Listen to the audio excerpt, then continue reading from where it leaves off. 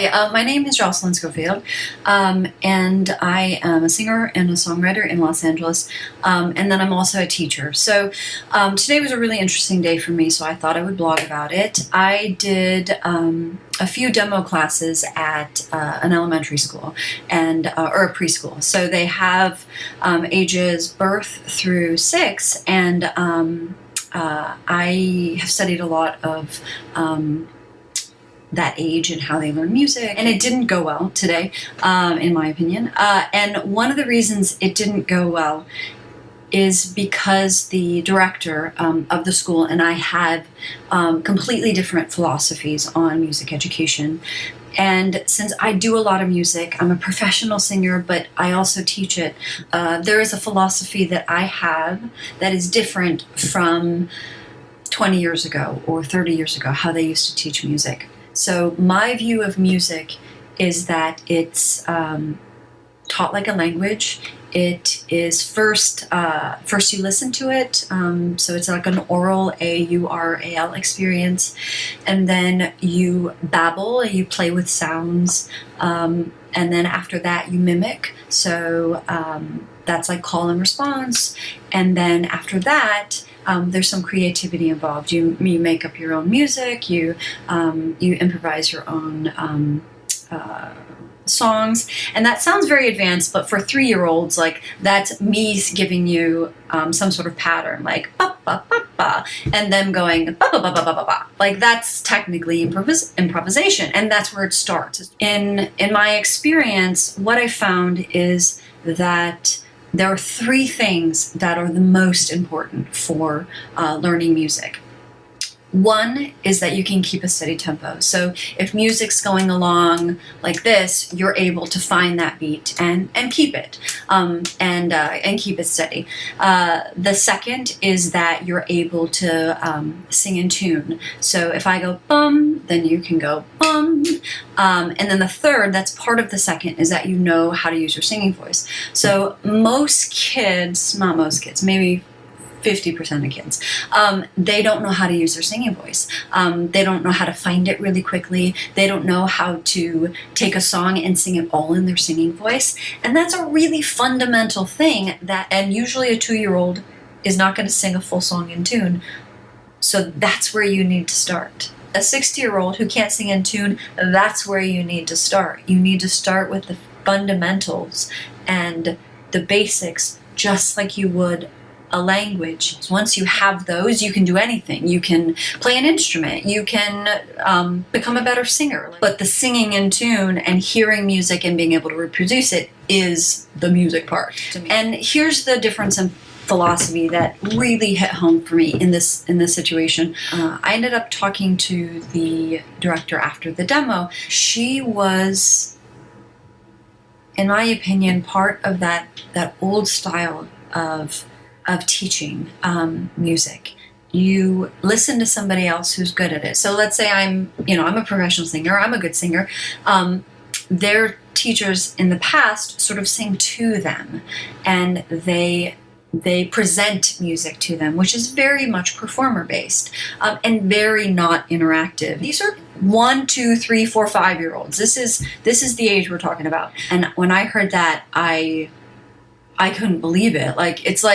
It's like asking a kid to watch somebody paint, or asking a kid to just watch somebody like play sports. But kids want to be involved in music, in activities, in movement. So I was asking them to make sounds. I was asking them to move their bodies. I was asking them to explore their space and explore their voices.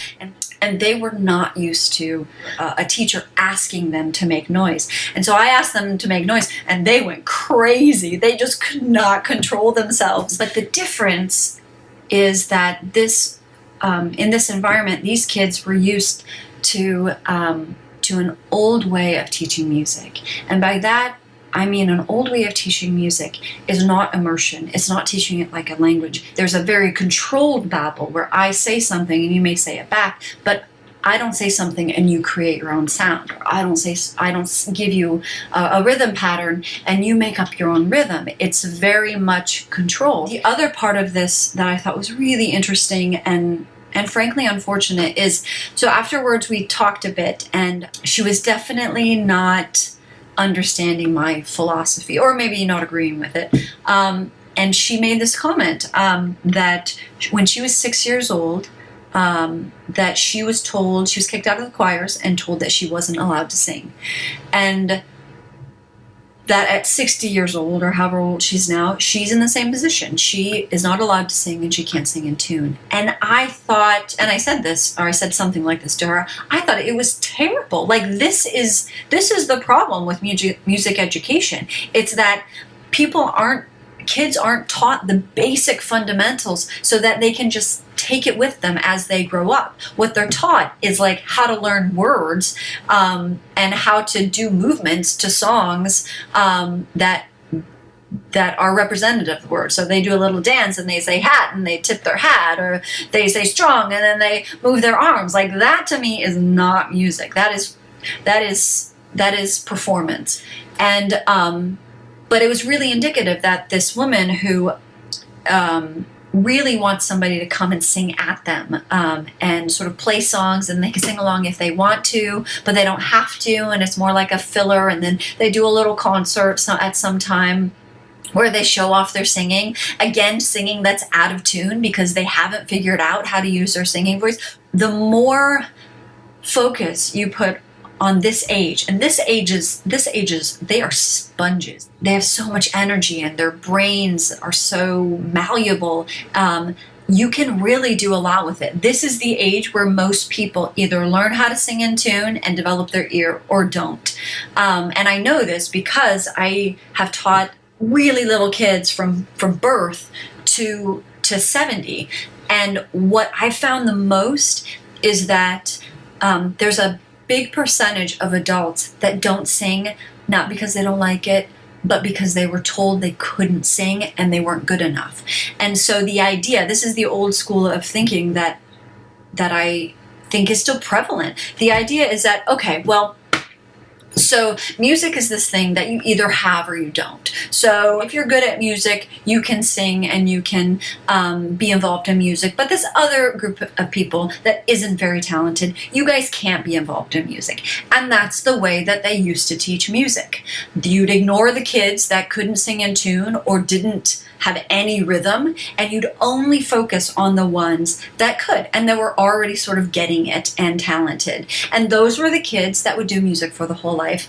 And then the kids that weren't very good, you just sort of like put up with them until they were out and stopped doing music. And then they didn't do music for their whole life. So you have these two demographics, and my